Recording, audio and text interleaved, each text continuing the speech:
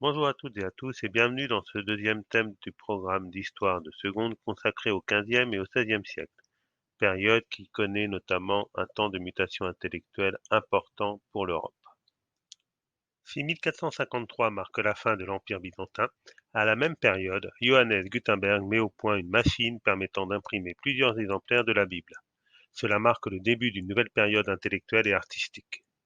En effet, la prise de Constantinople accélère un retour aux sources gréco-romaines par la découverte d'œuvres de l'Antiquité, comme les statues ou bien la traduction d'auteurs comme l'architecte Vitruve, les historiens Hérodote et Thucydide, qui sont autant de sources d'inspiration au XVe siècle. Cette période voit aussi l'apparition de nouvelles techniques, telles que la peinture à l'huile mise au point par le peintre flamand Jan van Eyck, ou bien l'adaptation des principes architecturaux de Vitruve qui sont repensés par l'architecte italien Alberti, comme on le voit avec le palais Rucellai à Florence. Ou bien, comme on le voit avec cette représentation de la cité idéale d'Urbino en Italie, les mathématiques sont utilisées dans la technique de la perspective et du point de fuite dans l'élaboration des plans et des tableaux. Cette renaissance artistique, comme elle est appelée à partir du XVIe siècle, est un phénomène européen, bien qu'elle soit apparue d'abord en Italie du Nord, autour des villes de Milan, Florence surtout, ainsi que Rome, et en Flandre, autour des villes de Bruges et d'Anvers.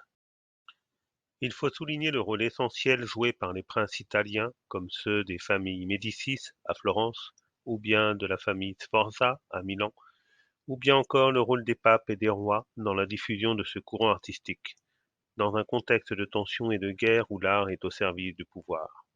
En effet, dans un contexte politique marqué par des guerres, les princes utilisent l'art pour légitimer et valoriser leur pouvoir. Ils font venir et financent des artistes, c'est ce qu'on appelle le mécénat. Cette pratique va d'ailleurs se diffuser aux élites urbaines, bourgeoises et autres marchands qui apparaissent au XVIe siècle. La période marque donc la véritable naissance des artistes. Ceux-ci sont réputés, recherchés. Ils signent leurs propres œuvres et n'hésitent pas à apparaître dans leurs tableaux, comme le montre le cas des époux Arnolfini peints par Jan van Eyck, le flamand. Ou bien ils font leur propre autoportrait, comme le cas de Michel-Ange, le célèbre peintre du plafond de la chapelle Sixtine à Rome. Ou bien Léonard de Vinci, mais encore Albrecht Dürer, le peintre allemand.